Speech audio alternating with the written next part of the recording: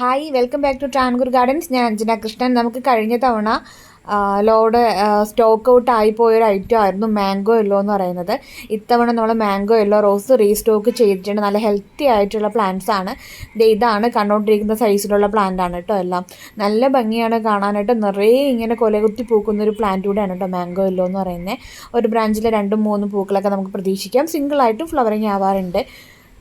ഞാൻ കാണിച്ചു തരാം കേട്ടോ ക്ലിയർ ആയിട്ട്. ഇത് കണ്ടില്ലേ, ഒരു കൊലയിൽ തന്നെ ഏകദേശം 1, 2, 3, 4, 5, 6, 7 പൂക്കൾ വരുന്നുണ്ട്. പിന്നെ ഇത് വന്നിട്ട് ഏതാണ് പീസ് ആൻഡ് ലവ് റോസാണ്. പീസ് ആൻഡ് ലവ് പലതരത്തിൽ ഫ്ലവറിങ് ആവുന്നതാണ് കേട്ടോ. ഓറഞ്ചും റെഡും ഷെയ്ഡിലും ഓറഞ്ചും മഞ്ഞയും ഒക്കെ ആയിട്ട് ഫ്ലവറിങ് ആവുന്നതാണ് പീസ് ആൻഡ് ലവ് റോസ് എന്ന് പറയുന്നത്. ഇതും മഞ്ചായിട്ട് തന്നെ ഫ്ലവറിങ് ആവുന്നതാണ്. ഇപ്പോൾ വീഡിയോയിൽ കാണിക്കുന്നതെല്ലാം നല്ലതുപോലെ ഫ്ലവറിങ് ആവുന്ന വെറൈറ്റീസാണ് കേട്ടോ. കാരണം കൂടുതലായിട്ട് മേടിച്ച് വെക്കുന്നതിൻ്റെ ഉദ്ദേശം എന്ന് പറയുന്നത് പൂക്കൾ കാണുക എന്നുള്ളതാണ്. അപ്പോൾ എപ്പോഴും പൂക്കൾ തരുന്നതും നല്ലതുപോലെ ബ്ലൂം ചെയ്യുന്നതുമായിട്ടുള്ള പ്ലാന്റ്സാണ് ഞാൻ കൂടുതലും സെയിലിനായിട്ട് കൊണ്ടുവരാറുള്ളത്. പീസ് ആൻഡ് ലവ് അങ്ങനെ ഒരു റോസാണ്. നല്ല ബഞ്ചായിട്ട് പൂക്കുന്ന വെറൈറ്റിയാണ് കേട്ടോ പീസ് ആൻഡ് ലവ് എന്ന് പറയുന്നത്. അടുത്തതായിട്ട് കുഞ്ഞൻ വെറൈറ്റിയാണ്. വേറൊന്നുമല്ല, പീച്ച് ക്രീക്കറിയാണ് കേട്ടോ. പീച്ച് ക്രീക്കറിയുടെ നല്ല ഹെൽത്തി ആയിട്ടുള്ള തൈകളാണ് ഉള്ളത്. അത്യാവശ്യം ഒരു മീഡിയം സൈസിലുള്ള പ്ലാന്റ്സ് ആണ് കേട്ടോ. പിന്നെയുള്ളത് ഈ ഒരു യെല്ലോ റോസാണ്. കൊത്തുമഞ്ഞ എന്നാണ് പറയുന്നത്. നല്ല ബഞ്ചായിട്ട് തന്നെ ഇതും പൂക്കും. നല്ലതുപോലെ തന്നെ ഫ്ലവറിങ് ആവും. ഒരു മീഡിയം സൈസിലുള്ള ഫ്ലവറാണ്. ഇതിപ്പോൾ നമ്മുടെ ലോഡ് ഇറക്കിക്കൊണ്ടിരിക്കുന്ന വീഡിയോ ഞാൻ എടുത്തതാണ് കേട്ടോ. നല്ല രസമാണ് കാണാനായിട്ട്. നന്നായിട്ട് പൂക്കുകയും ചെയ്യും. നല്ല ഡാർക്ക് ആയിട്ടുള്ള യെല്ലോ ഷെയ്ഡാണ് കേട്ടോ വരുന്നത്. മഞ്ഞ നിറത്തെ അതായത് മഞ്ഞ പൂക്കൾ ഇഷ്ടപ്പെടുന്നവർക്കും മഞ്ഞ റോസ് ഇഷ്ടപ്പെടുന്നവർക്കും പറ്റിയ ഒരു റോസാണ്. അത്യാവശ്യം ഫ്ലവറിങ് കപ്പാസിറ്റി ഉള്ളൊരു പ്ലാന്റാണ്. നല്ലതുപോലെ പൂക്കും. പൂക്കൾക്ക് കാണാനായിട്ട് പ്രത്യേക ഭംഗിയാണ്. നമ്മുടെ 7 days ഒക്കെ ഫ്ലവറില്ലേ, അതുപോലെയൊക്കെയാണ് ഇതിൻ്റെ പെറ്റലൊക്കെ വരുന്നത് കേട്ടോ.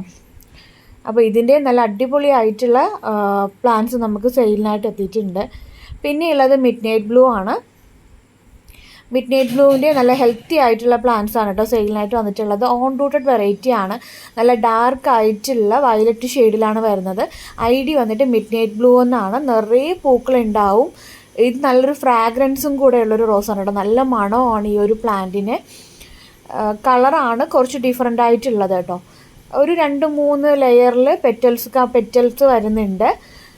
2-3 ലെയർ പെറ്റലാണ് വരുന്നത്. വയലറ്റ് കളറാണ്.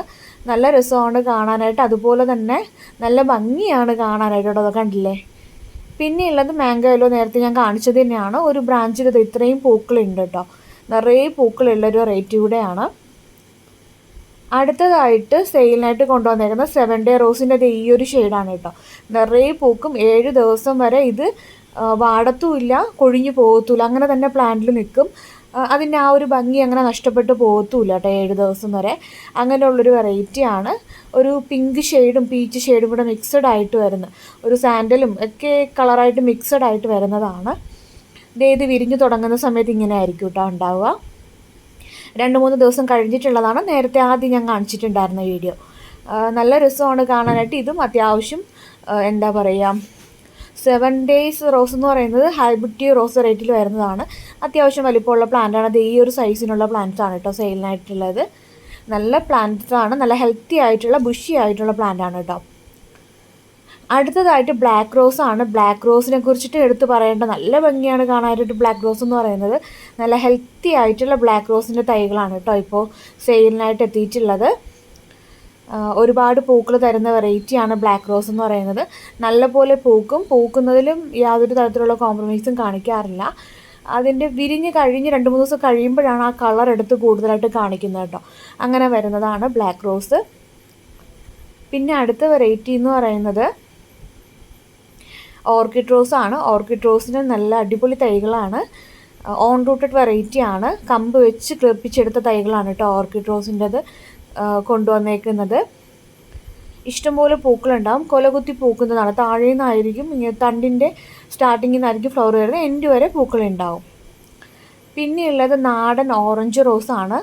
നാടൻ ഓറഞ്ച് പീച്ച് ഓറഞ്ചാണ് കേട്ടോ. ഇത് നിറയെ ഇങ്ങനെ പൂത്ത് നിൽക്കുന്നത് കാണാനായിട്ട് പ്രത്യേക ഭംഗി തന്നെയാണ്. നല്ല അടിപൊളി വെറൈറ്റീസാണ്. ഇതിൻ്റെ ഒരുപാട് വലിപ്പമുള്ള തൈകളല്ല, ഒരു മീഡിയം സൈസിൻ്റെ അത്രേ വരത്തുള്ളൂ കേട്ടോ തൈകൾ. ഓൺ റൂട്ടഡ് ആണ്, വെച്ച് കഴിഞ്ഞാൽ നമുക്ക് പിടിച്ചും കിട്ടുന്ന ടൈപ്പാണ് കേട്ടോ. നമുക്ക് ഇപ്രാവശ്യം ഓൺ റൂട്ടഡ് വെറൈറ്റീസാണ്. ഏകദേശം നമുക്കൊരു 20 വെറൈറ്റീസോളം ഓൺ റൂട്ടഡ് പ്ലാന്റ്സ് വന്നിട്ടുണ്ട്. 7 ഡേയ്സും ഓർക്കിഡ് റോസും നാടൻ യെല്ലോ റോസും എല്ലാം കൂടെ ആയിട്ട്. പിന്നെയുള്ളത് റെഡ് പിനാക്കിയോ റോസാണ്. ഇത് നമ്മുടെ സെയിലിനായിട്ട് സൈസാണ് കേട്ടോ. ഇത് റെഡ് പിനാക്കിയുടെ ഒരു പ്ലാന്റിൻ്റെ സൈസാണ് ഇതിൽ കാണിക്കുന്നത്. റെഡ് പിനാക്കിയോ എന്ന് പറയുമ്പോൾ പൂക്കളുടെ രാജകുമാരി എന്ന് തന്നെ പറയാം. എന്നും പൂക്കൾ തരുന്നൊരു വെറൈറ്റിയാണ് ഈ റെഡ് പിനാക്കിയോ എന്ന് പറയുന്നത്. എപ്പോഴും പൂക്കൾ ഉണ്ടാകുന്നതാണ്. ഒരു 3 നമ്മുടെ നേരത്തെ ഇത് പറഞ്ഞില്ലേ, വയലറ്റ് റോസ് പറഞ്ഞില്ലേ, അതുപോലെ അതിൻ്റെ തന്നെ സെയിം റെഡ് തന്നെയാണ്. അത്യാവശ്യം ഫ്രാഗ്രൻസ് ഉള്ളതുമാണ്, നല്ലപോലെ പൂക്കുകയും ചെയ്യും. ഗാർഡനിലൊക്കെ വെച്ച് അത് മസ്റ്റായിട്ട് നമ്മുടെ ഗാർഡനിൽ വെക്കേണ്ട ഒരു വെറൈറ്റിയാണ് കേട്ടോ. കാരണം വെച്ച് കഴിഞ്ഞാൽ പൂക്കൾക്ക് യാതൊരു കുറവും വരത്തില്ല. എന്നും പൂക്കൾ തരാനായിട്ട് കഴിവുള്ളൊരു വെറൈറ്റിയാണ്. അപ്പോൾ പ്ലാന്റ്സ് ചെയ്യേണ്ടവർ വാട്സപ്പ് ചെയ്യാം കേട്ടോ. Thank you.